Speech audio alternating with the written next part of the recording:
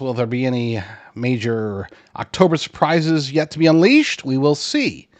One thing people always ask me, because they know I've now apparently built up a reputation as being knowledgeable about gold and silver and retirement accounts and all that good stuff. People ask me which is going to be better for gold and silver, Trump or Kamala. And I said, look, number one, don't take that into consideration because either will be good for gold. Lest we forget, gold jumped up like 51% during Trump's first term.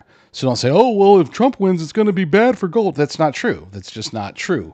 There's a reason why analysts, even with Trump projected to win, there's a reason why analysts are still looking at gold hitting $3,000, $4,000, $5,000 per ounce, possibly in the future. Now, I'm not an economic advisor, so I'm not going to try to give you advice, but I will tell you this, that there are many, many Americans who are moving their wealth, their retirement, their life's savings to physical precious metals.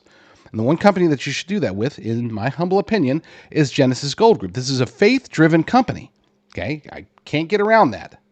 This is they are unabashedly faith-driven. They're unabashedly America first. These guys aren't rooting for Kamala, even though Kamala, yes, will Kamala be good for gold in the short term? You betcha. Will she be good for the economy long term? Absolutely not. Not even short term, not at all. So that's why they're like, you know what? We Trump. Believe it or not, a lot of the gold companies that these conservative show hosts are promoting, they back the Democrats. I know that sounds crazy, but they do because it behooves them when Democrats are in office. So check out Genesis Gold Group. You can go to my personal website for them at jdrgold.com. That's jdrgold.com. You'll get a free wealth protection kit, a gold guide, the definitive 2025 gold guide. You'll get all this stuff. So check it out, jdrgold.com.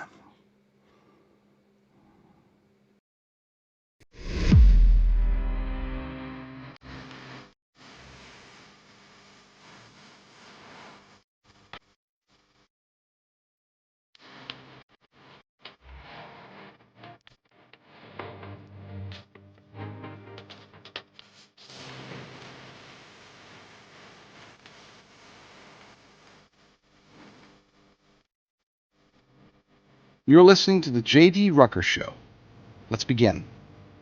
Well, it was another crazy, crazy weekend here in the wonderful United States of America. It seems like every weekend is crazy. At least this weekend we did not have an assassination attempt against President Trump, so praise God for that. There were assassinations, though. There were killings of multiple leaders of Hezbollah by Israel. they were able to kill more terrorist leaders in like 2 weeks than the United States was able to kill in 20 years in their so-called war on terror, or as I like to call it, their war on freedom. Hassan Nasrallah, as it turns out, according to at least Shia Muslims, was, no longer, but was a descendant of Muhammad.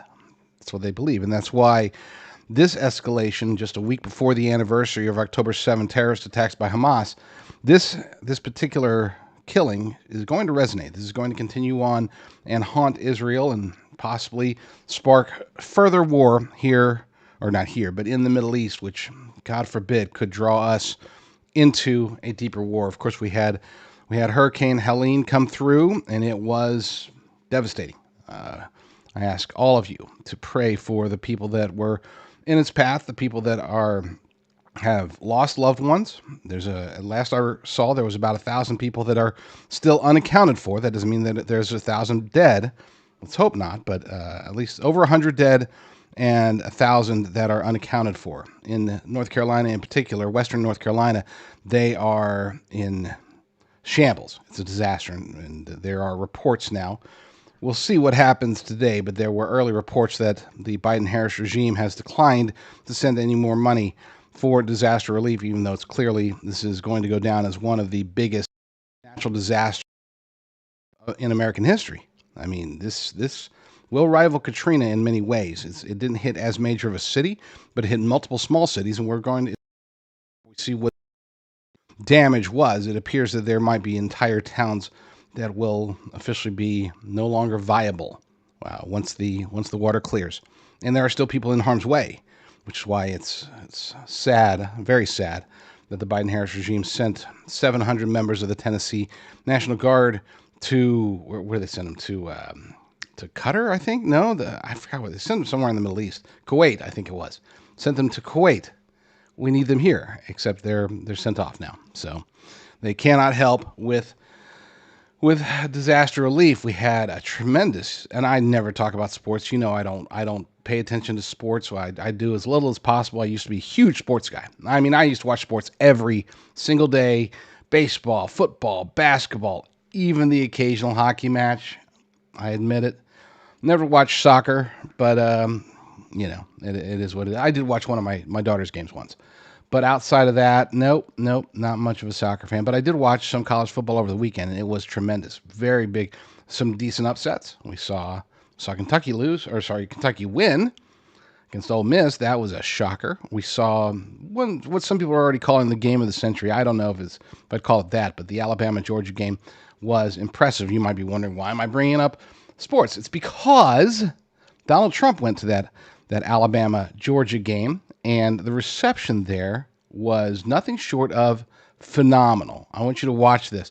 And as you're watching this, especially when they're panning out to the entire crowd as he's being introduced, I want you to ask yourself, is this guy really in a close race? Or is that just a manufactured narrative? I would say it is. Look, I've said it before, probably, two times now. The polls are manufactured. They're trying to make everybody believe that Kamala Harris has a chance. But if you watch that, how could that possibly be? I mean, I know it's anecdotal. I know it could have even been doctored. I know there's also, but it's just, but Alabama and, it's, look, okay, no, there's no reaction to a presidential candidate that can match that. Not even Barack Obama, not even Ronald Reagan. If they ever went out in public, they didn't come close. You're telling me that Democrats, leftists, those who support Kamala Harris, you're telling me that despite the fact that for the first time in modern history, maybe all of history, there are currently more people identifying as Republicans than Democrats. That's never happened before, and that's thanks to Donald Trump. Well, technically speaking, you could say it's thanks to Joe Biden and Kamala Harris too. But for sure. But yeah, I mean, this man is adored. Okay, I would argue that he is actually in a legitimate polling scenario. Okay, if you were to take a true baseline of actual legal voters, okay, and you were to get 10,000 of them from random, let's even just focus on the swing states. Okay, if you were to take them and you were to do a legitimate, not a push poll, not nothing, just sit them down, pay them $1,000 or something, I don't know, pay them to take and give honest opinions on the poll, and ask them who are they going to vote for, that a plurality, if not a majority, would say Donald Trump. I say plurality because a lot of times people will say, I'm waiting until the election before I reveal that. But I would say it actually probably would, even in that scenario, be a majority. I would say that Trump is up on Kamala Harris. They say some polls have him up by 3, sometimes some polls have him down by 2. He's up by double digits, folks. I guarantee it. Okay, the reality is that he's up by double digits, and you might be wondering, why are they, do they think they're going to convince people between now and then that between now and Election Day, based upon these fake polls, based upon this fake enthusiasm that's being propped up around Kamala Harris and Tampon Tim? No, they don't think that. They don't think that they can win. They already know that they cannot win legitimately. But they want to be able to suspend disbelief in those who might be questioning the results if the polls are showing that she's down by 10 and she ends up winning thanks to voter fraud, thanks to illegal aliens voting, thanks to mail-in ballots being double, triple, quadruple counted, or just being manufactured altogether. If there is any suspicion of that, then there's a risk there. They don't want that. They want as many Americans as possible to think, oh, well, I guess the polls were a little bit off, or hey, I guess the polls were right. Maybe they're just going to show, oh yeah, Kamala Harris has a 71% chance of winning. Okay, well, I guess so. Okay, ignore and disregard and do not pay any attention whatsoever to your lying eyes. But I was at the Alabama game, and my gosh, I mean, I couldn't find. There was like 1 out of every 5 people was actually against Trump. How could he have lost?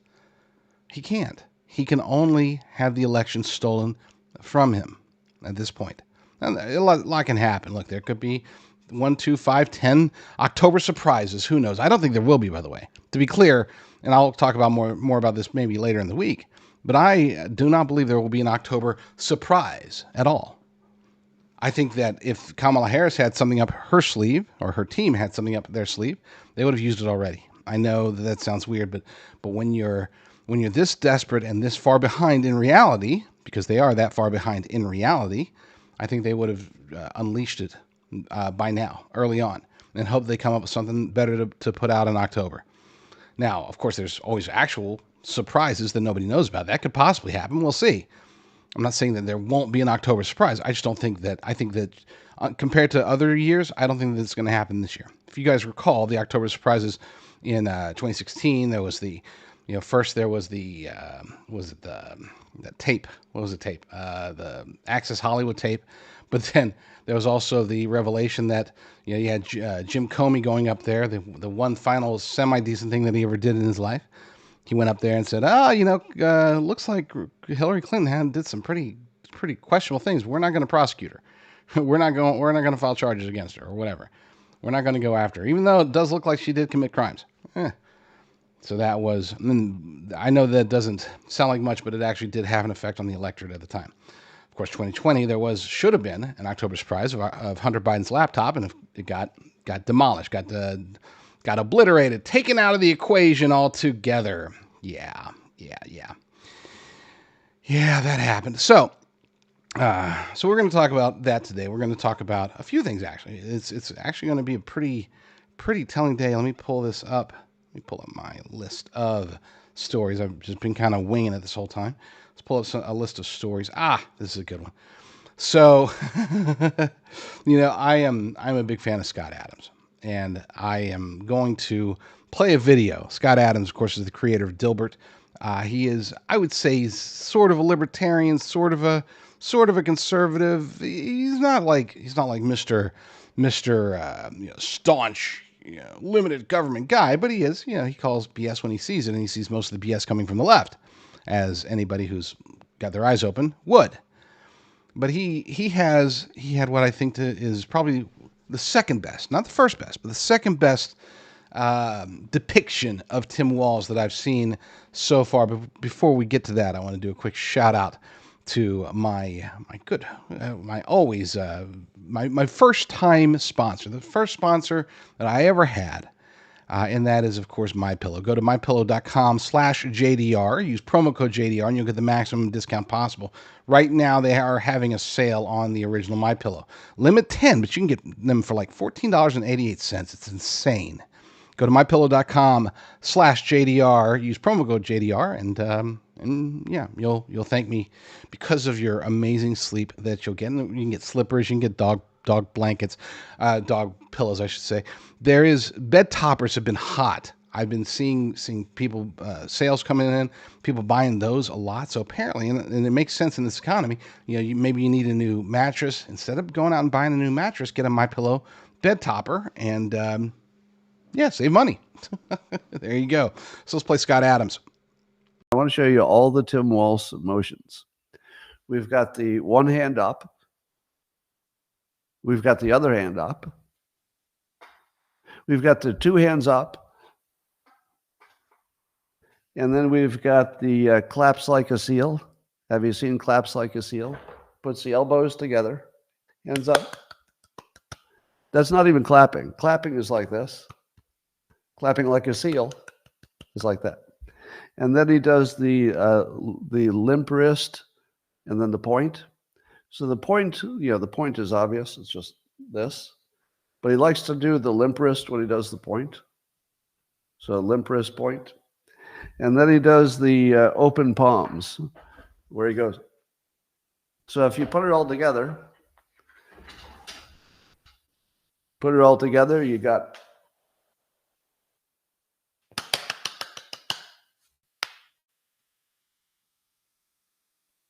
the pointing.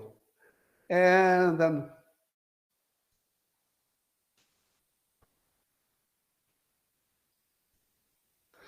so that's sort of your Tim Walz. Well, he's right. That was a pretty good Tim Walz impersonation. Pretty good, very good. We'll call it very good. He did a good job. Scott Jennings over at CNN though, the impersonation, but it's the first time, and I'm very jealous that I didn't come up with this because it is the truest single word sentiment about Tim Walz that I've ever heard. And he was on a CNN broadcast. I'm not going to play because I don't like playing CNN, even when it's Scott Jennings ripping on Tim Walz. The important part is that he came up with a depiction or a description of Tim Walz that I think is spot on. Okay. When you think of Tim Walz, you might think, oh, he's goofy. You might think he's weird. You might think he's a little not exactly masculine. You might think, how did this guy even make it in the National Guard? You might think a lot of things. But Jennings came up with the one word that I think is perfect. He called Scott. He called Tim Walz a buffoon. And it's like, boom, of course, that's exactly what he is. I mean, he is like the walking definition of the word buffoon. When I look at him from now on, all I'm going to think of is buffoon. I wish that his name began with the letter B, like Bob, Bob Buffoon, or Billy, Buffoon, Billy Buffoon. It would just work out so nicely over at thelibertydaily.com. That would be fun. We like our nicknames over there, if you couldn't tell, such as Tampon Tim. That is our favorite nickname over there. All right, stay tuned real quick. I'm going to take a short break, and when I get back, we're going to explain further why I believe that too big to rig might not be the right way we are looking at this, the right way we should be looking at this election. So stay tuned. For at least the last, 2 years. Let's see, it might have been as early as 2021, but at the very least in 2022, we started talking about and noticing and talking about all of the crazy things that were happening with this food supply. I'd be like, hey, did you notice there's been like a sharp increase in food production plants that are just sort of burning up, it's getting sabotaged, blowing up in some cases? And what about all the chickens that are getting culled? And what about all the cows that are mysteriously dying? It's like somebody's attacking our food. I mean, that seemed to be the case, and it has continued to be the case for a long time.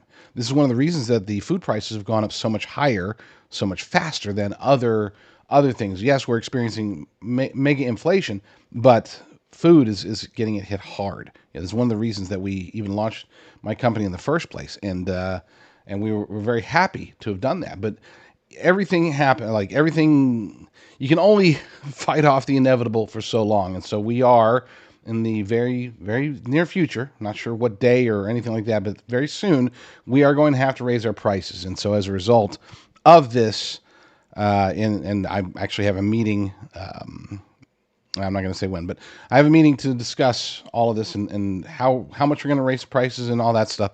But in the meantime, as owner of the company, I can still offer what I believe to be a good, awesome deal. So go to preparewithbeef.com.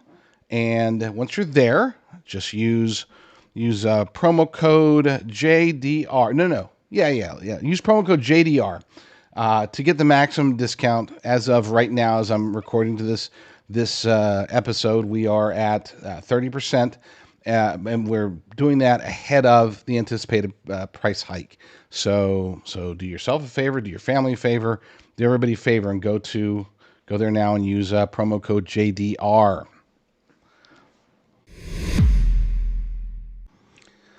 So before we get into Too Big to Rig, I'm going to be covering three things during the entire show. If you're watching on Worldview Tube, you'll have to check me over at my Rumble channel, jdrucker.com/rumble, jdrucker.com/rumble, to get the entire show. If you're watching over on Frank's Speech or RVM News, you should get, I would believe you'll get the entire show today.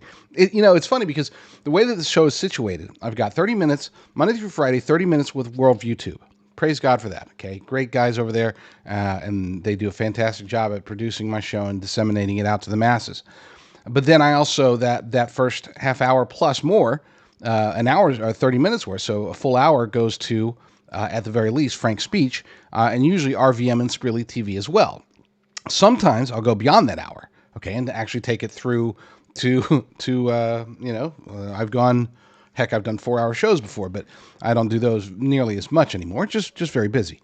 But yeah, I will sometimes extend beyond that hour, and that will go on RVM News as well as my Rumble channel. But no matter what, and there's sometimes when I can't even put it on RVM News, we're trying to keep that channel relatively clean from some of my craziness. But all of it's going on my Rumble channel as well as my BitChute. Okay, and then it all goes on the BitChute. It all goes on. I like to have my options open, so we have it everywhere. And but the main place you can find to make sure you catch all of my shows, jdrucker.com/rumble. That'll take you to my Rumble channel. Okay, so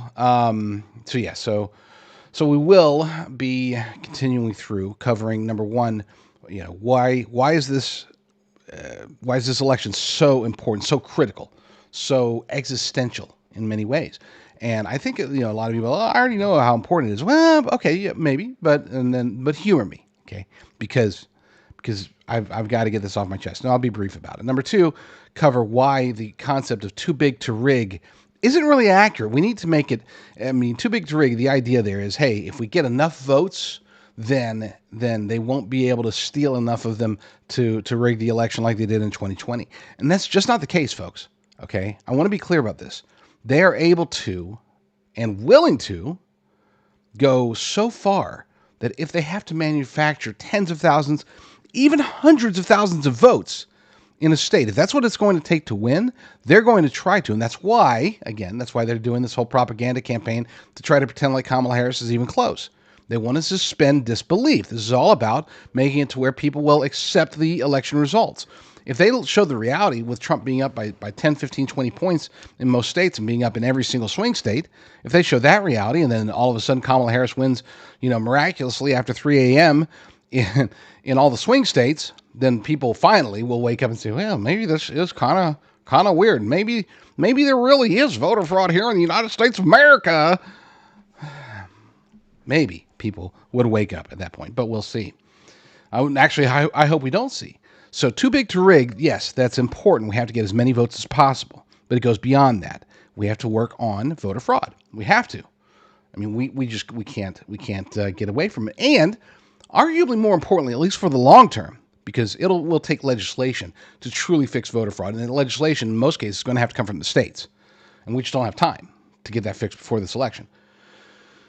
But what we can do is we can address and radically, radically confront corporate media.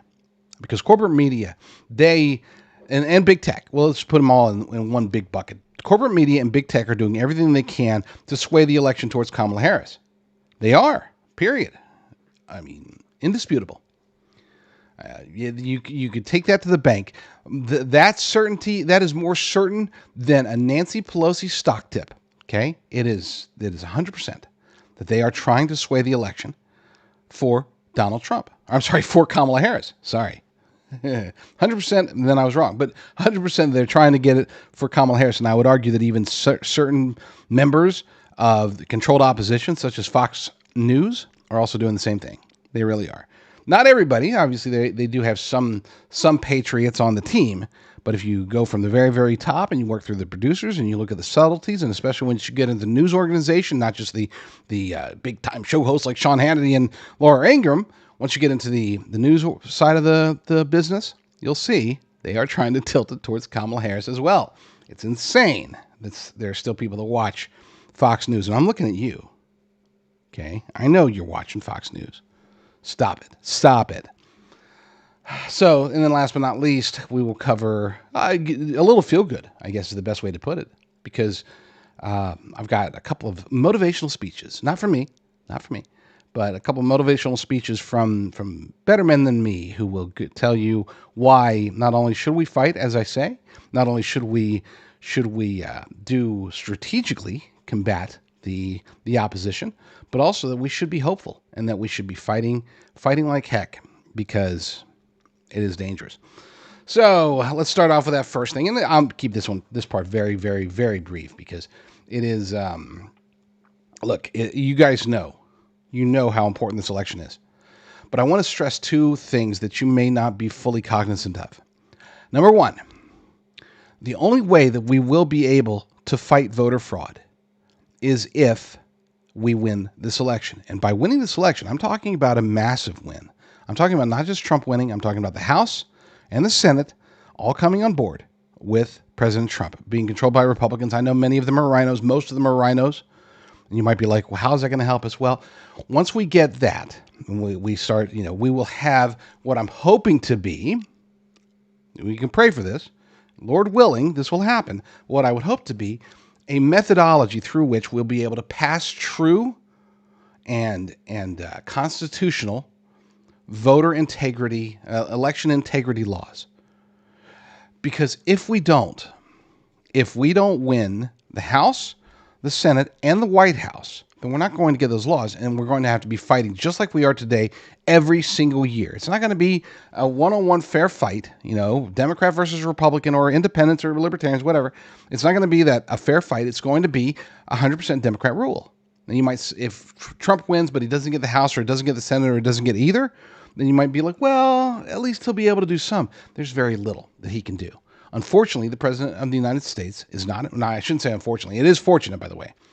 Let's be clear. I'm glad that the President of the United States cannot do much to affect election rules, because if they could, obviously, we would be in very big trouble. We would never have won an election after Obama. But, unfortunately, if the Democrats control the House or the Senate or both, then we won't get any of the laws in place. We won't get any of the rules necessary in order to enable voter integrity. It will have to happen at the state level, and I'm planning on that, by the way, to be clear. But if Democrats do win, let's say Kamala Harris wins, and as a result of their massive cheating, they're able to take massive control of the House and the Senate, get rid of the filibuster, this will be the last election. You think I'm kidding? I'm not kidding at all. This is definitely not hyperbole. Okay? With a 98% certainty, if they control the House and the Senate, get rid of the filibuster, Kamala Harris in the White House, and they will put into place a system through which we will have permanent Democrat rule. People have talked about that for a long time. I've always said, it's okay. This is the first time when I'm like, holy crap. Yes, that's exactly what will happen. We've got to stop this now. Guys, hey guys, hey y'all, we got to stop this immediately. So that's number one. Number two, the way that things are heading. Many of you, most of you, maybe all of you have heard of Agenda 2030 and the globalist attempts to take down the United States of America, establish a 10 region, 10 powers, the multipolar world that they envision, with 10 regional powers falling under the command of the United Nations or the World Economic Forum or the Council for Inclusive Capitalism or even the World Health Organization, falling under that rule. So one centralized government controlling 10. I mean, if you've read Book of Revelation, if you've read Daniel, all of this should sound familiar to you. And they are pushing for that right now. They are pushing for that. And if Democrats win, that will be the feather in their cap that they need in order to do the final touches, the finishing blow, the coup de grace. They will be able to take us out. And you might be like, well, how's that even possible? I don't want to talk about that right now. I don't. Because I just want to focus on, we'll talk about all that. What do we do to fight it, and can we fight it? And maybe we should just head for the hills, or I don't know. We'll see what happens after the election. And then we'll talk more about that. But in the meantime, let's talk about what we need to do now. Right now, that means winning the election. Look, there's bigger stories out there. Really, there really are. And I even said that the other day, where we're being so distracted by the elections and this, that, and assassination attempts and everything, that we're missing some of the bigger picture items. It's true. But then somebody sent me a note, it was last week, sent me a note saying, look, I get it. There are bigger issues, but this is the one where you can actually make an impact now. So don't try to fight the United Nations with your show. Don't try to fight the World Economic Forum with your show. Not right now. Fight this, and we can actually hopefully change hearts and minds. Get people motivated. Get the audience motivated to start fighting harder, because this is something that's right in front of us. There's barely a month left until the election. So So get off the United Nations shows, because I did 2 or 3 of them actually over the last few weeks, and they're right. Look, I get it. So I'm not saying that I'm only going to talk about Kamala Harris and Donald Trump in the election. That's not what I'm saying. I'm just saying that trying to stay focused on that, because it is right here in front of us, and it's something that we can, Lord willing, influence. Okay? So, last election, end of America. That's what's at stake. No pressure. Don't worry. No pressure. Just, we either live or we die, and it's based on whether or not we're able to win this election. So now let's get into some strategy. I want to, this is a bridge, actually. I shouldn't say this isn't. We're going to get into the strategy after I play this next video, but the important takeaway here is that he's absolutely right, okay? I'm going to play a clip by Vivek Ramaswamy. He's absolutely right with wanting, his idea, and it's not his idea. He's taken it from other people. I've talked about it before myself. But he says we should have an election day should be a holiday, and we come together, and that's when all the voting is done. All the voting is done on election day. You might be able to, I remember when I was growing up, you made exception. You had to like jump through hoops in order to get an absentee ballot. It's like, oh my gosh, I'm fighting in Iraq, but I want to vote. Can you help me out? Versus, well, I think we should just mail out ballots to every single person. Okay, that's one of the many steps they've taken to try to establish permanent Democrat rule. It is much easier to cheat when you can skip the step of people requesting and filing to get a ballot. Just send it to everybody. Doesn't matter. ID doesn't matter. Get as many ballots out there as possible so that they can grab as many of them as possible and shove them in the box themselves. That's what they do. It's disgusting. But if we can win this election, then I think that the things that Vivek Ramaswamy has in mind, maybe there's a chance that we can get those. So let's play that.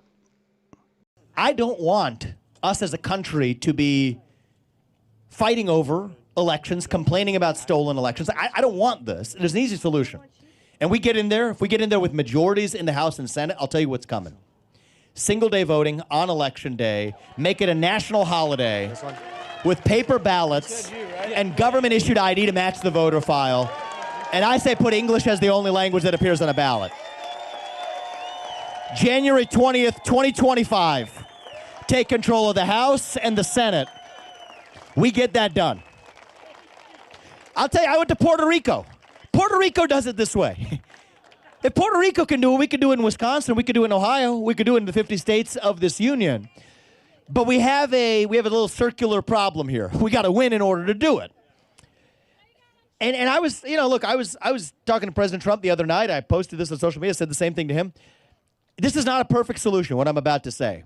But I think it's a reason. I don't love this deal, but it's a deal still I would take.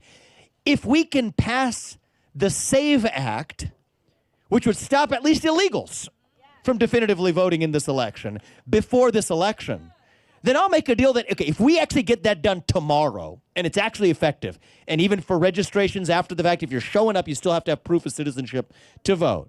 If we get that done tomorrow, I'll make a commitment today. I'm not going to complain about a stolen election afterwards. The reality is that a perfect fix? It's not. But we want to move this country forward. And the question of how you move it forward, make Election Day a holiday. That unites us. It's one day we have a civic purpose, at least one day of the year, that whether you're Republican or Democrat or black or white, you're carrying out our civic duty to this country. How could you object to that? And the fact they object to that, the fact that that's controversial, tells you what's actually going on in the country. And so, Donald Trump says it's too big to rig. Got to be a landslide minus some shenanigans. You still get a victory. That's our only choice. We're skating on thin ice as a country. But I'll tell you also something about this is we can complain about it. Do I like the rules of the game? Do I like the way it's implemented right now with the way the voting, early voting, et cetera, works? I don't love it, but you got to play by the rules of the game to win, to be able to change those rules of the game. But let me also instill in us just a spirit in these next 45 days. You're working hard. You're working hard. You're pounding the pavement, pounding down the doors, as you said. I'll tell you something, I think what I tell my kids. I preach this to the left. I preach it to college campuses when I travel this country. And so I would be a hypocrite if I didn't also say it to our own side and myself as well. The number one factor that determines whether or not you achieve your goal in life is actually you. There's a lot else that matters. I tell this to the left, okay? They don't like it when I say this because, oh, it's systemic racism and this and that. There may be a lot of other factors that matter. But the number one factor that determines whether in this time we achieve our goal, is actually you. And so we got to take that. Are we going to be victims or are we going to be victorious? We choose victory. And that is our only option left to save a country. So is it fair? It's not. But we have a country to save. Our founding fathers weren't victims. Donald Trump is not going to wallow in his victimhood, and neither are we. We're going to actually celebrate our victory, and it's up to us to actually do whatever we can to deliver it. As usual, Vivek is spot on. It doesn't matter what you think of him. Look, I still don't fully trust him. Okay. Yeah, it's hard. There's at the end of, what was it? Mrs. Doubtfire. So at the end of Mrs. Doubtfire, you got Robin Williams in court and he gives that heartfelt speech and the judge is like, compelling. It makes sense. But here's the thing. You just went out there and you convinced your wife and your kids that you were a British woman. So I don't know if are you acting now? Would I know if you were? I can't trust it. So they ruled against him. And same thing with Vivek. I mean, the guy is just so smart, so spot on with the narrative. He is very good at it, but you never know when he's just playing. I mean, again, I like him a lot. I do, but I don't necessarily trust him. Not yet. Maybe never. I mean, it's hard to trust somebody who's just that good. Okay, he's just good at putting out a message, and the question is it the message that echoes his heart and his true soul, or is it the message that he thinks that the audience wants to hear at that given moment? And there's no way to tell because he's so good at delivering messages. He could be, if they said, hey, look, here's $1 billion. All you got to do is go convince the world that artificial intelligence needs to be their overlords. He would come up with a stellar and very convincing argument, and he'd be able to deliver it spot on, and as if he believes it. And maybe he does. Again, I don't know. There's certain people you could tell what they're doing or think. Trump. I mean, it's very difficult for him to not say exactly what he's thinking and feeling, and that's what we love about him. Sometimes it gets him in trouble, but that's still what we love about him because you don't sense insincerity from him when he is speaking. I've got one more. I think I've got one more. Might have two more, but I know that I've got one more. General Michael Flynn gave what I consider to be maybe the most stellar argument to get up, get out, and fight that I have heard this election cycle. And so I want to play that. But before I do, let's take a short break. And when we get back, I'll get into doctor. He should be a doctor. Get into General Michael Flynn. Do you have any aches and pains? Chronic inflammation might be the culprit. Meet Sweetamine, the natural way to fight inflammation. Sweetamine is packed with the amino acid glycine, the same nutrient found in bone broth that helps to regulate inflammation. Many of the diseases we face today are rooted in glycine deficiency. Just one daily serving of Sweetamine provides 8 grams of glycine, enough to stop excess inflammation right where it starts. Most people feel pain reduction after just a few days. Perfect for post-workout recovery, Sweetamine is all natural, contains no sugars or carbs, and has only 24 calories. It's ideal for diabetics too. Use it like sugar in your favorite drinks, smoothies, or sprinkled on cereal. Try our 12-day challenge trial pack for only $19.95 with free shipping, completely risk-free. And for a limited time, enter promo code RUCKER at checkout for a $5 discount. Order Sweetamine now at sweetamine.com or call 855-GET-SWEET. That's 855-438-7933. Live pain-free with Sweetamine and take the challenge today. I would say it's definitely best practice in today's world to have a med kit available with you wherever you go, whether it's in your car or at home. Have a med kit available is good. Except they can get expensive. I know that some of the ones that I've been looking at are very pricey, in the hundreds, sometimes close to $1,000 for a med kit. It's like, hey, I might as well get my doctor's degree. But hey, some of you might want that. For people like me, I want something a little bit more affordable. So I've gotten myself and my family the Sidekick. I've gotten actually multiple because I put them in my car. I keep them at home. They are good. And you can get yours by going to jdrucker.com/sidekick. That's jdrucker.com/sidekick. All right. Well, without further ado, I don't even need a setup. This is General Michael Flynn with a message to you. We are in a period where we're going to see such a level of desperation in these next 37 days. And I want people to understand that what you think you have been through already, the last 8 years, what we are about to experience in these next couple of weeks, this next month plus, I think that it's going to blow the minds of people. I mean, I think we're going to see some things that we have not experienced as a nation. And as you said earlier, I actually feel very blessed to be alive right now because I have studied our country. I have studied our founders. I've studied the wars that we have been in. And I look at things and I say, God, we're in the lead here. We have the momentum on our side. We have the mass of people on our side. We have the majority on our side. All we have to do is make the decision to get out of the bleachers, get onto the field, folks, and leave it all on the field in these next 37 days. Do not leave yourself with any excuses on the 6th of November by saying, well, I woulda, shoulda, coulda done something else. You do it now and do it for the next 37 days as hard as you can. That's why I'm out here in studio with Alex, because I'm traveling again around this country, basically with the same message to get people fired up, to get people inspired, to give people hope, and to make sure that the American people understand that we are in a war right now. This is a intellectual, physical, emotional, and definitely a spiritual war. And I appreciate the fact that you, Alex, always bring the idea of faith back into this, because I think that people have to have faith in each other. We are facing a dark, soulless group of people, Marxists, that have no soul.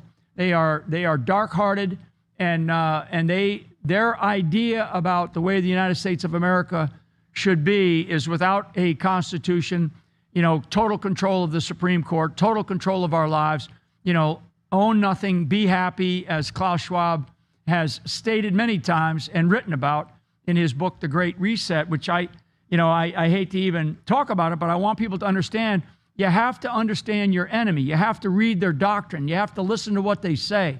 And the fact that I'm sitting here and understanding what our enemy is trying to do, because when I say our enemy, I hate to say that about somebody who is a American serving in our government, but these people are enemies of America. They've hijacked. Like I said before, I was going to get into motivating, and that's pretty darn motivating. I mean, very impressive that he was able to deliver that. And that was impromptu. That wasn't scripted. That wasn't something where he's reading off a teleprompter or even doing a prepared statement. That was something where he's just being interviewed and he expressed his heart. And that's why, a lot of times people will say, oh, you can't trust General Flynn because he was in Q. Not true. You can't trust General Flynn because he was a Democrat. True, but he's not anymore. You can't trust General Flynn because whatever. Look, all the evidence that I need to know that we can trust General Flynn is that the deep state doesn't. That he was their very first target. Before Trump was even inaugurated, he was the very first target from the deep state. They needed to take him out. And I would suspect that they needed to take him out because he knew exactly where to look in order to find the evidence that they tried to even rig the 2016 election. I believe that he would have been able to find basically where the bodies were buried. Okay? And as a result of his knowledge, and they couldn't have him in the White House. And they demonized him. They did everything they could to destroy that man and his family. And so, look, is it possible? I guess it's possible that anybody, you never know who you can trust. For all you know, I'm not. I'll just not even go down that road, because it's trust me, if I were anything other than a truth-telling American journalist, then you would know, because I'm just not that good of a liar. If I were a better liar, I'd probably be in corporate media. But praise God that I'm not, neither in corporate media nor a very good liar. But I am good at I think finding, cutting through and sort of reading the board, okay, reading the players as well. And so that's why Vivek Ramaswamy sort of, I mean, again, like him, don't trust him. Michael Flynn, like him and trust him. So that's that. We are in that predicament that I was explaining earlier. That predicament of basically, if we don't win this election, we won't be. This is our last chance. We can't save the nation beyond this.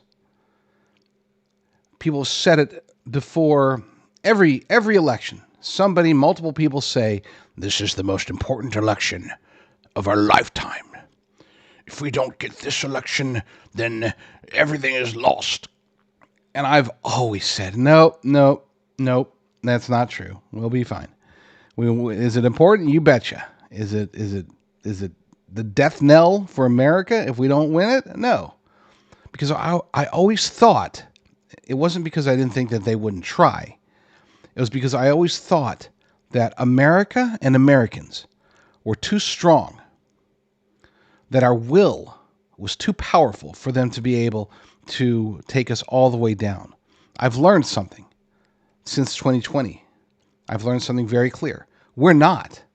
And if you think we are, just look at what happened during the pandemic.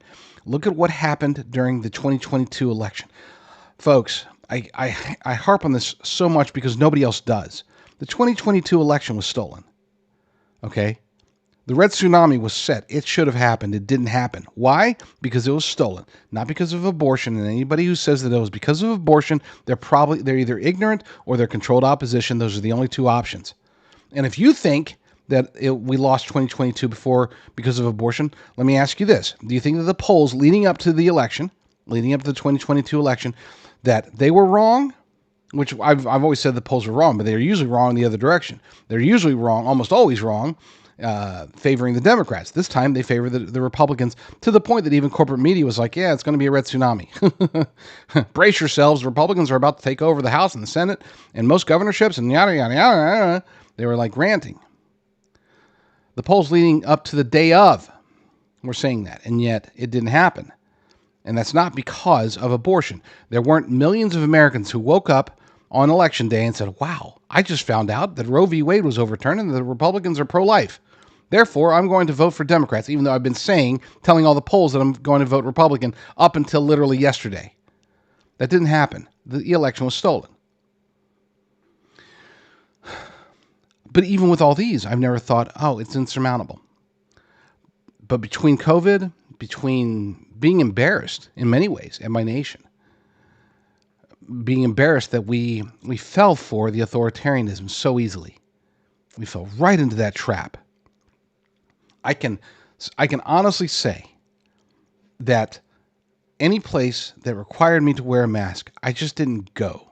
Now, I cheated, okay? I'm not trying to say, oh, I fought the good fight with it. No, I just, you know what?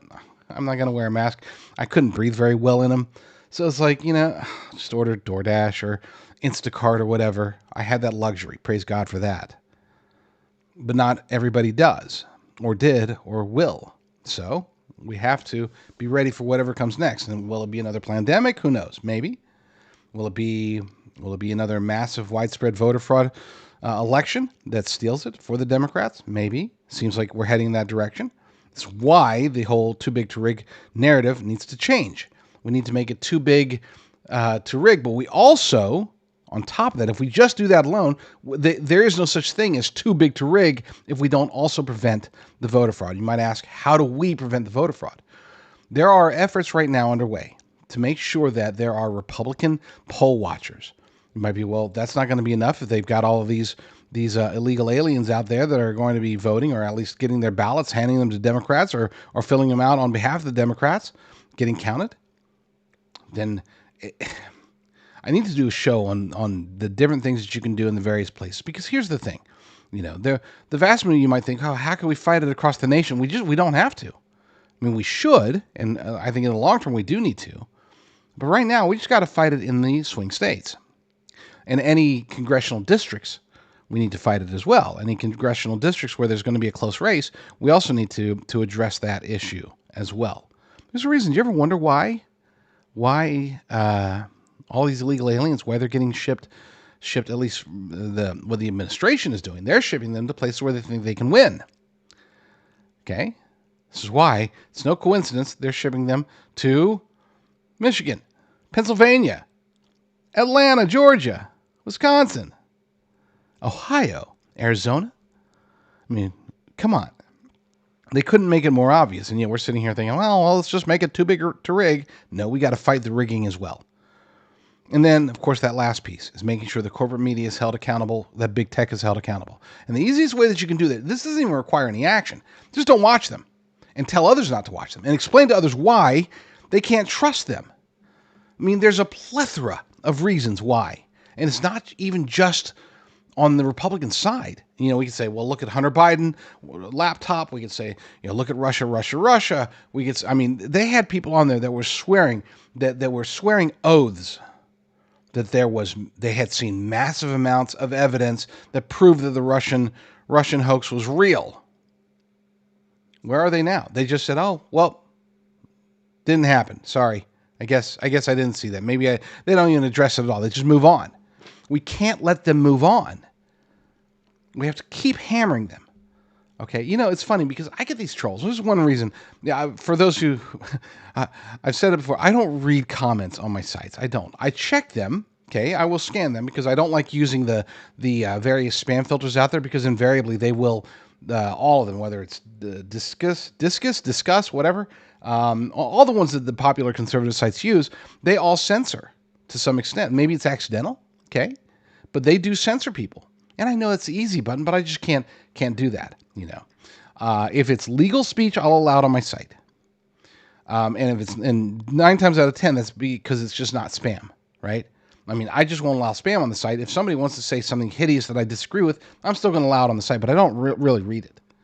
Okay, rarely do I ever read it. I'll scan certain ones, especially, you know, it's like, okay, well, fine. You know, I don't actually read through them. A lot of times they'll have my name in it. But I'm thinking to myself, you know what? These people, they're trying so hard, and they're allegedly conservatives, most of them. They're trying so hard to go after me or go after my readers or whatever.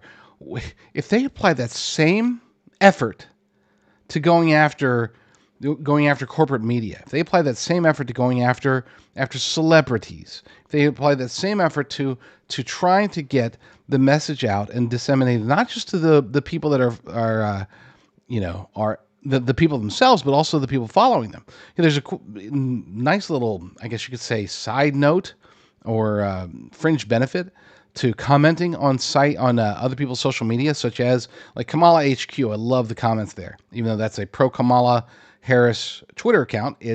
They decimate her from time to time. They really do. They being the commenters, they just decimate her. And I love seeing it because it's like those who follow that account, sure, they might see the propaganda that they're pushing out there, but then if they read the comments, they're going to see the truth. And that's why it's like, well, why don't these people put that much focus into that instead of posting comments that I'm not even going to read? I don't know. I don't know. Let's one last video. Let's end the show on a funny note. This is Saturday Night Live, and people were saying, "Oh, it's hilarious." I thought it was okay, funny, but it's apparently it's okay to rip on Joe Biden now because he's no longer running for office. Okay, so that was a bit funnier than I recall when I watched it the first time. Dana Carvey is a true gem. The dude is just, he's legitimately funny, and he wouldn't make it in today's world. He couldn't make it as a comedian today. Sad, but true. Not woke enough. If you're watching on Frank's Speech, then I will bid you adieu. Praise God. Watching on any of my other channels, then just stay tuned. We're going to take a short break, and then we'll be right back. For the last 4 years, coincidentally lining up with the Biden-Harris regime, for the last 4 years, it has made sense to a whole bunch of Americans to move their wealth or their retirement over to physical precious metals. This is a good thing. Okay, and I'm not a financial advisor. I'm not giving you financial advice. I'm just telling you that it's happening. A lot of Americans are doing it, and they know why they're doing it. You know, between de-dollarization, inflation, the potential for recession, everything that's going on, the turmoil that's going to come with the presidential election, regardless of who wins, by the way, there's going to be economic turmoil before, during, and after the election. We know this. This is coming. So a lot of people are trying to find the higher ground of physical precious metals. The challenge there is that not all gold companies are made the same. Look, I know that you might seem like they are. It seems like, oh, everybody's got their conservative commentators that promote them. The difference between me and these other conservative commentators and show hosts and whatever is that I actually did my research. And unfortunately, I've come to the conclusion that the other ones could not have, because if they did, many of them, not 100%, but a lot of them, if they did their research, if they knew exactly what they were promoting, there was no way they would touch these companies with a 10-foot pole.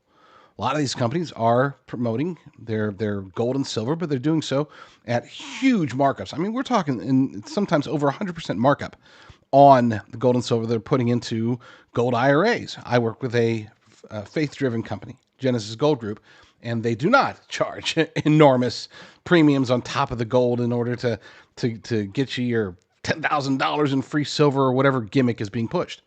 They just deal with you directly, honestly, from a faith-driven perspective. This is the only company I've ever seen in the industry that actually will sit there and pray with you. So check them out. See if they can help you. Go to rumblegold.com, and see what Genesis Gold Group can do for you today.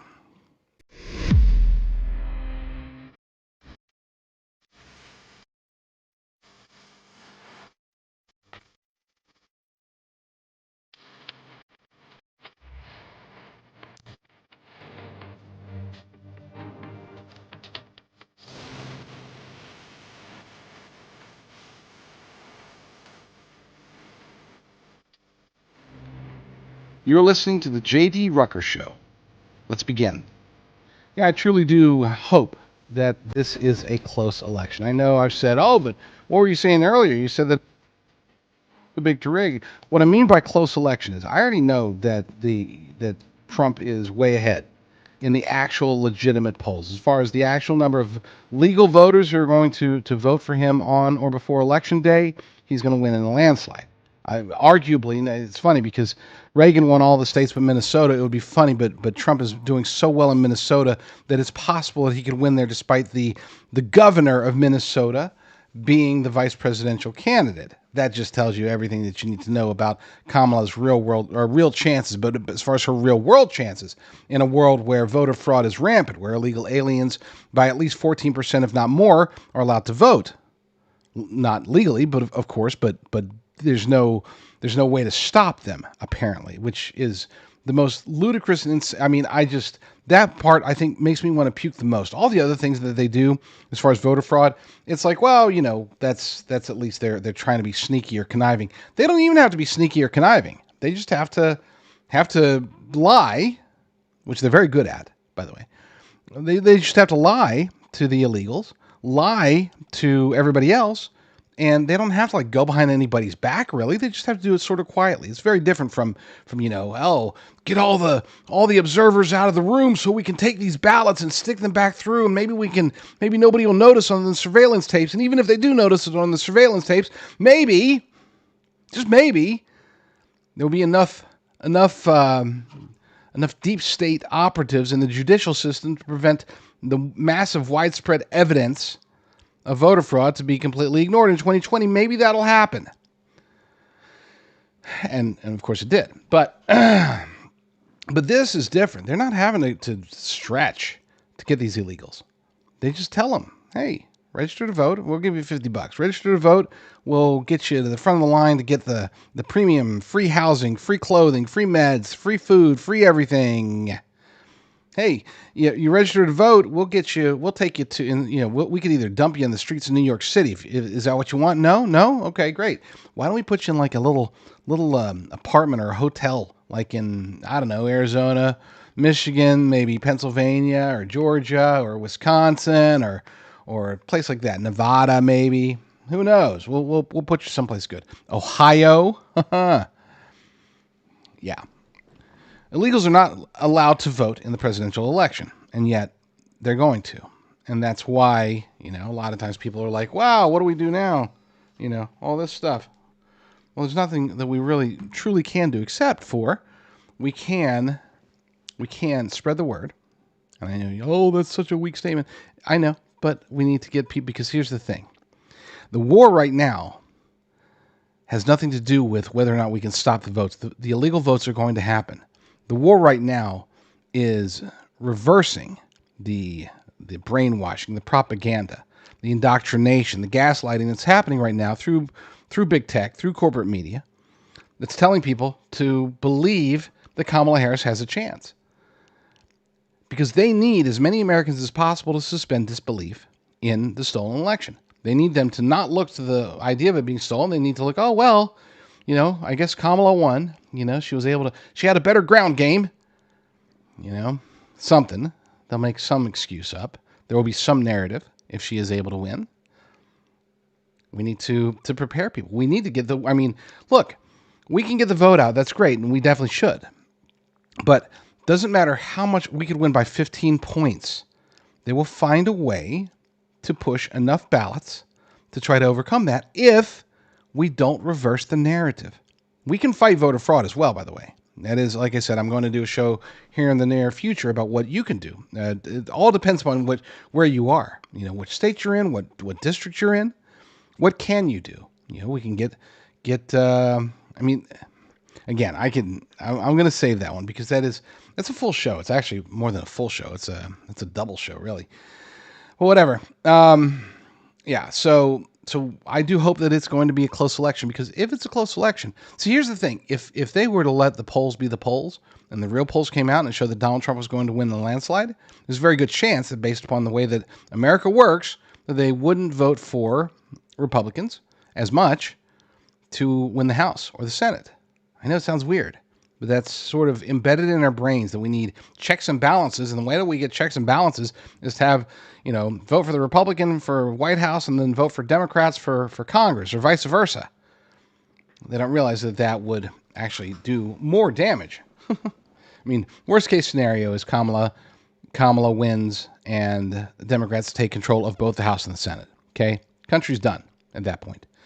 Second worst case scenario, believe it or not, is that Trump wins, but Democrats take control of the House and Senate. You might say, well, is that really worse than Republicans taking control of the House and Senate, but Kamala winning the White House? Yes, it actually is. Okay.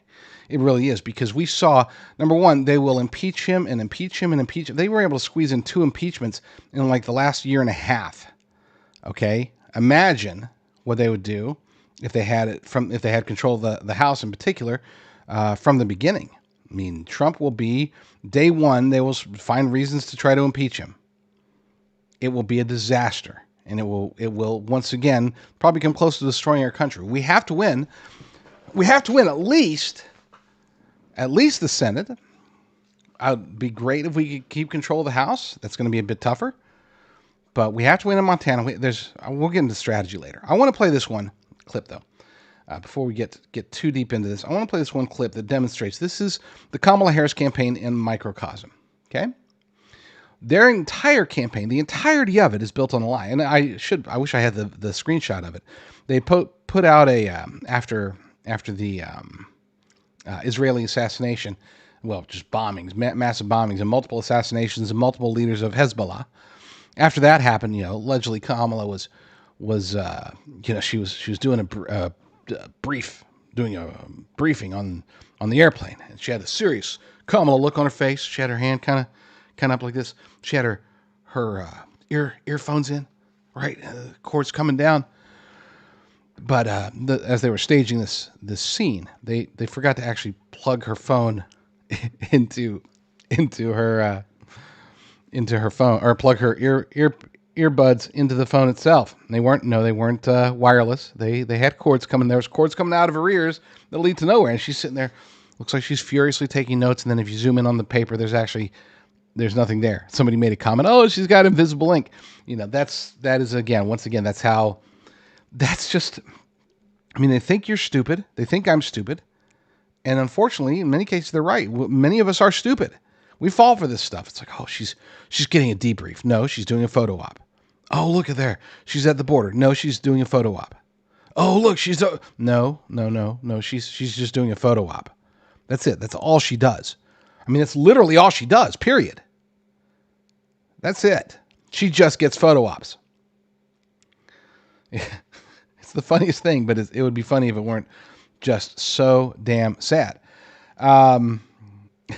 But Anyway, this is a clip from Sky News that demonstrates once again this is exactly what we're dealing with. We're dealing with a 100% manufactured. It's a synthetic campaign. She is a synthetic candidate, and everything about her is fake. Watch. Now, Kamala Harris and Tim Walz have been accused of deliberate misinformation. They've released a political ad that claims to depict two former Trump voters who live in Pennsylvania and who have switched to Team Kamala after the horrors of January 6th.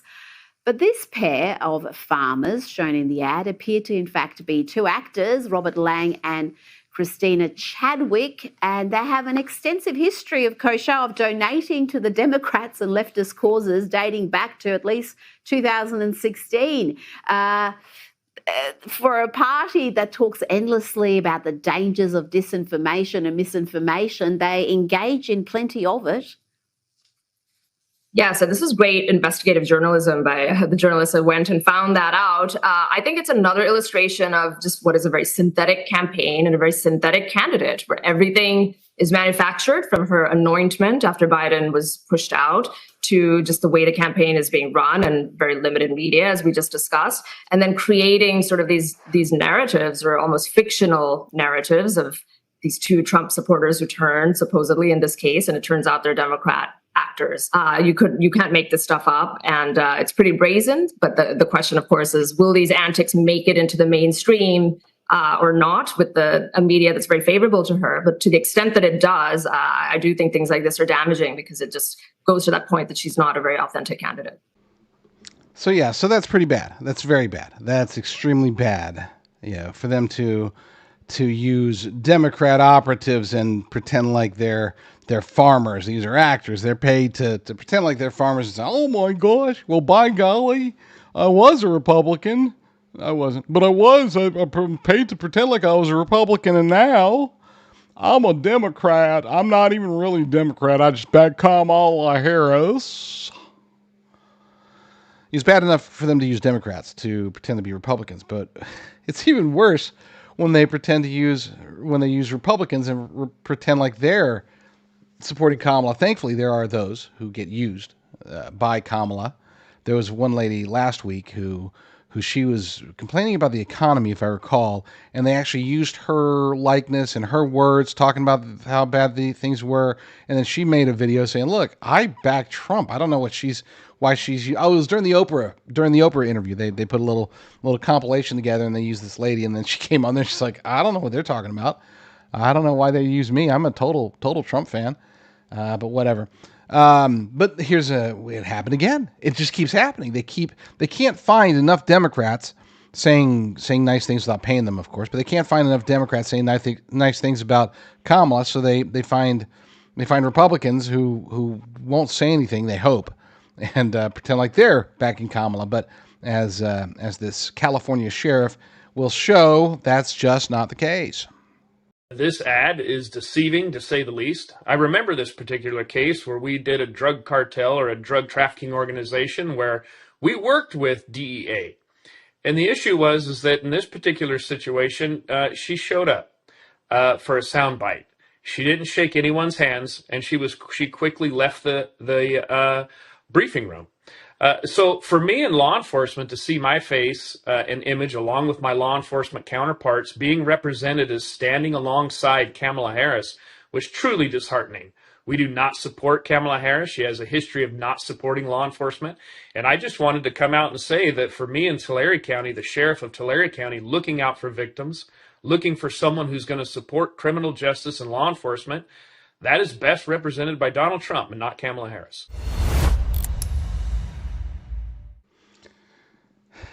Yeah, he backs Trump, so it is what it is. You know, you might wonder why. Why do they keep doing this? Why are they so off message?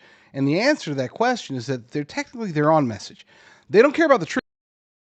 They care about the truth. They care only about trying to dig into people's fears and emotions and invoke those in order to try to compel. Again, don't forget, I can't repeat this enough. They're not trying to get more voters. They're just trying to suspend disbelief in the idea that she can win.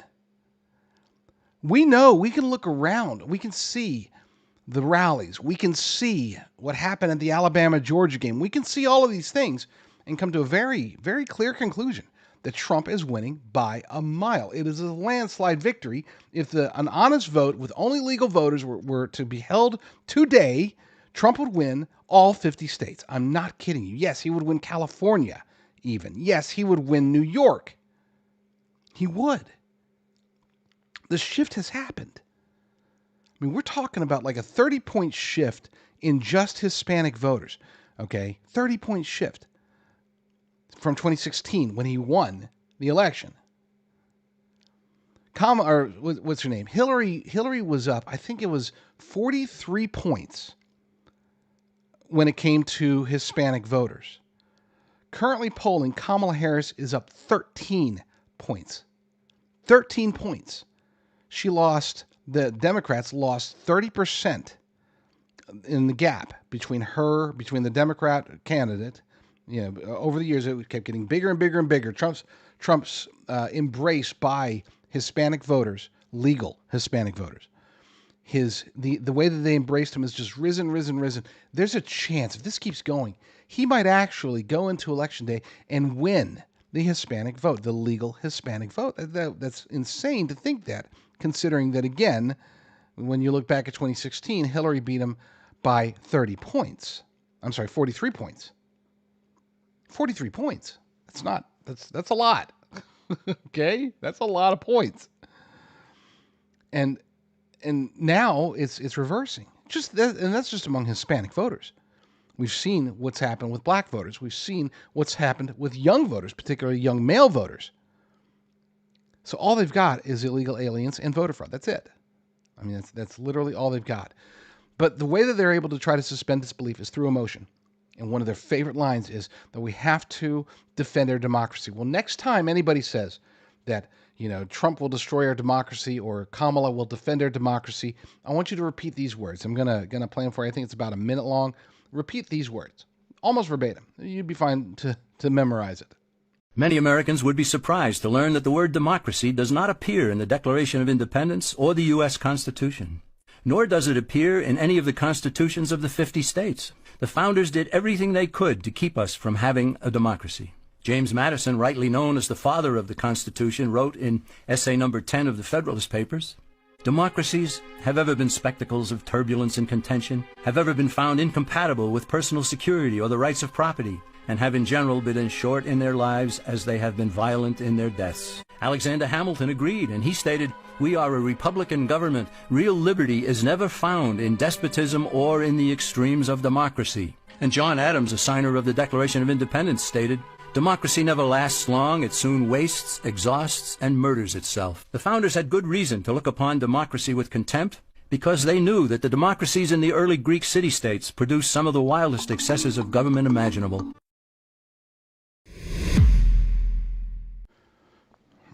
For at least the last, 2 years? Let's see. It might have been as early as 2021, but the very least in 2022, we started talking about and noticing and talking about all of the crazy things that were happening with this food supply. I'd be like, hey, did you notice there's been like a sharp increase in food production plants that are just sort of burning up, it's getting sabotaged, blowing up in some cases? And what about all the chickens that are getting culled? And what about all the cows that are mysteriously dying? It's like somebody's attacking your food. I mean, that seemed to be the case, and it has continued to be the case for a long time. This is one of the reasons that the food prices have gone up so much higher, so much faster than other things. Yes, we're experiencing mega inflation, but food is getting it hit hard. It's one of the reasons that we even launched my company in the first place, and we were very happy to have done that. But everything happened, like everything, you can only fight off the inevitable for so long, and so we are in the very, very near future, not sure what day or anything like that, but very soon, we are going to have to raise our prices. And so as a result of this, and I actually have a meeting, I'm not going to say when, but I have a meeting to discuss all of this and how much we're going to raise prices and all that stuff. But in the meantime, as owner of the company, I can still offer what I believe to be a good, awesome deal. So go to preparewithbeef.com. And once you're there, just use, Use promo code JDR. No. Yeah. Use promo code JDR to get the maximum discount. As of right now, as I'm recording to this episode, we are at 30%, and we're doing that ahead of the anticipated price hike. So do yourself a favor, do your family a favor, do everybody a favor, and go there now and use promo code JDR. I've always been well, not always, obviously, just in recent years, I guess, but I am a huge fan of Kari Lake. I've interviewed her 2 or 3 times on my show. She is a true patriot. Yes, she is a Democrat who converted to Republican and became a MAGA Republican, and she echoes Donald Trump's sentiment probably as well, if not better, than anybody else out there.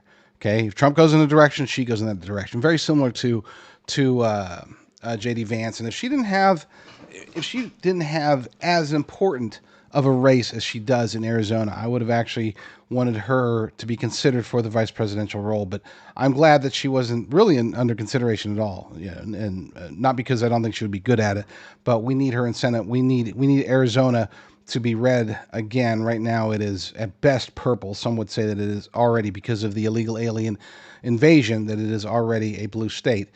But at least for this election, it's still considered to be a battleground state. So let's see what kind of battleground it is. Let's see if Kari Lake can win there, as well as Donald Trump. Of course, those we desperately need, and we need her in the Senate in order to take back control of the Senate. We need to win Arizona. We need to win Montana. We need to win any Senate seat that we possibly can. Okay, that's that. But one of the reasons that I like her is because she is an extraordinary orator. Now, granted, she came into popularity as a journalist, working for local Arizona news, and as a result of that, she is very talented in the way that she speaks, and she's an extraordinary debater. Here she is, but I think when she's best is when she's not debating necessarily, but when she's talking to perhaps a friendly interviewer and just being allowed to say what she needs to say on a particular topic. She brought up, or it was brought up to her about everything Kamala Harris, but really about the border invasion, where Arizona that's ground zero of the border invasion, right? Technically, it's really California now, but that's a topic that I don't like to talk about because it is so close to home. But listen to what she has to say about Kamala Harris, the border invasion, and in particular the 320,000 missing children that Kamala let in and then allowed to be trafficked to God knows where. If we could re-rack that video, I saw something kind of interesting when she was walking along. She was totally despondent, looking at the ground. Take it full if you don't mind. No. At the beginning portion of this thing, yeah, she's just kind of head down, like a bored kid on a tour of a museum that she doesn't want to be attending. She's not even looking at the guy. I know later she's going to make eye contact, but that kind of reflects her general attitude. I don't think she likes being there. Her base doesn't want her there. The base wants it wide open. Joe Biden's urged people to surge the border. Remember that one? Right. Well, she doesn't want to look up and look at the border wall because she wants that border wall gone. Remember, Joe Biden and Kamala Harris, we had $325 million worth of materials to finish, or at least partially finish, that border wall, and they gave it away for pennies on the dollar. So she's probably standing next to the border wall in her head, wondering how quickly she can get rid of the wall that is there so that there's more space for people to pour in illegally. It's really despicable what they have done. I'm surprised she could even find the border today. Because she hasn't been able to find it for, 3.5 years. And to come to Arizona, she's been to Arizona, by the way, probably a dozen times, and she's never bothered to go to the border, even though this is the state with more fentanyl pouring in than any other state. This is the state where we've watched as thousands of military-aged Chinese men have poured across in the open gaps, where we've watched children being trafficked. And that woman right there, Kamala Harris, has lost track of 320,000 little ones, babies, children who've been trafficked across the border who are missing now. And that is really, truly blood on her hands. Yeah, sometimes I do wish that. I like J.D. Vance. Okay, I think J.D. Vance is a solid patriot, served our country. He's lockstep with Donald Trump. Great. Okay. and he's going to be a great debater, and he's going to absolutely demolish Tampon Tim the buffoon. Tampon Tim. But yeah, that's coming up. What is also coming up, unfortunately, is, and we'll be talking about this tomorrow for tomorrow's show, is the port strike. This is going to be devastating. Okay, this is going to be devastating. It really is. So I'm not going to talk about it today because I'm going to hold off. There's no point. It doesn't happen until Tuesday at 12:01 a.m. Okay, right after midnight is when the strike is supposed to start. I'm holding out hope that it won't start, because if it does start, then we are in deep, deep, deep trouble. Yeah, I ran the ad earlier. I ran the ad for Prepper Beef. Go to worldviewbeef.com. Use promo code JDR. I'm going to up that. I know I said in the ad 30. For this, we're bumping it up to 35%. 35% if you use promo code JDR for a very limited time at worldviewbeef.com. That way, because, I mean, look, if it does happen, God forbid, but if it does happen, and at this point, I mean, we're at about 93, 94% chance. It'll take a miracle or Biden interfering or something to prevent it from happening. But if it does happen, then we are in for a world of hurt in the very short term. This is going to affect us all the way through Christmas and beyond, possibly, depending upon how long it will take for them to actually come to an agreement. And I do, by the way, if it does happen, I think they're going to come to an agreement very quickly. Okay, but look, 2 weeks of no dock workers. Okay, that's it. That's all we need. 2 weeks will decimate the economy. It will truly harm the supply chain. So go to worldviewbeef.com, use promo code JDR, and stock up with 35% off on beef for a very limited time only. I didn't want to just stay, and kudos also to Carrie Lake for that. Again, standard, wonderful declaration of her patriotism. Okay, at the end of the day, that's really what she is. She's a mother. She's a God-fearing mother. She's a God-fearing woman, but she's a patriot as well. So, I don't know how many videos I can sneak in, but let's try to get this one in. This one struck me because this is just an average dude talking about climate change. And he nailed it. Common sense, climate change. Those two phrases rarely apply together, but in this case, this guy nails it. I think fossil fuels are better for the environment than people realize, because without them we would have cut all the trees down by now. I think they also save the whales, because before we were using fossil fuels, we're using whale oil to make everything. And I think people who wanted to save the whales should be happy that we use fossil fuels. Okay, interesting. So are you completely against like what they're supporting, or do you think it's just not like a realistic outcome? Most of the climate change issue is about controlling our energy resources. Let's say they get off of fossil fuels and they put everybody on electricity, and we're all using electricity for everything. Well, all that has to be mined. Most of it's mined by slave labor in communist countries that are owned by dictators at very violent places, and I don't see why that's a better energy resource than fossil fuels. They make people money who take it out of the ground rather than being forced out of the ground, and there's a lot less exploitation involved in it. The scientists who say climate change is real only get grant money if they say climate change is real. A lot of the scientists who disagree with climate change, all their budgets are taken away and they're blacklisted. There's a big movement to change our energy resources, like I said, and if you change our energy resources, you change who controls the power in the world. That was a nice little diversion, but let's get back on topic. The election is right around the corner. What are you going to do? What are you going to do to make sure this election isn't stolen like the 2020 election? Are you going to get out and vote? Obviously, you are, because if you're watching this, you're not one of those to sit back and just, I hope other people go out and vote. I'm just going to go on X and post memes. That's not enough. You have to get out and vote. You have to get your friends, your family, anybody that you know who's going to back Donald Trump and the down ballot races, especially local. You need to get them out to vote. But that's not enough. I mean, we can go for too big to rig. That's great. And like I said, I've said many times, I do believe that if it were a free and fair election, that this would be, if only legal votes were counted, only legal ballots were counted, then Donald Trump would win in a landslide. We know they're going to cheat. So making it too big to rig means we have to win by a huge margin. But even if we do, that's not quite enough. Because all they have to do is, in the swing states, all they have to do is to steal a certain number of votes, whether that's tens of thousands or hundreds of thousands. They can and almost certainly will try to do that. So we have to do more than just getting out the vote. We have to do what we can to fight the voter fraud, the rampant, widespread voter fraud that's going to take place before, during, and after the election, especially if you're in Pennsylvania. And to do that, it's up to you. You need to call your local GOP office, your county GOP office, your state GOP office, whichever office you like, all of them if you can, and say, hey, what can I do? How can I help? How can I volunteer to make sure that this election isn't stolen? And if they act dumbfounded, hang up the phone, because they're obviously, and get rid of them. Vote them out if you can. Move on to the next one. Between the local, state, and county GOP offices, you should be able to find somebody who's got a plan in place. Find them and work with them. Ask them what you can do to help. And the last but not least, we have to fight the propaganda. They are trying to suspend disbelief in the idea that Kamala Harris can win. She can't win on her own. But if they are able to steal the election, it doesn't matter what the votes are. It doesn't matter what the ballots are. She's able to steal it. The mainstream media's job, big tech's job, is to make it to where you don't think that it was stolen. Or more importantly, the masses don't think that it was stolen. They're trying to convince you that she's close. She's not. She's getting her butt whooped right now. Chances are she will be getting her butt whooped legally on Election Day.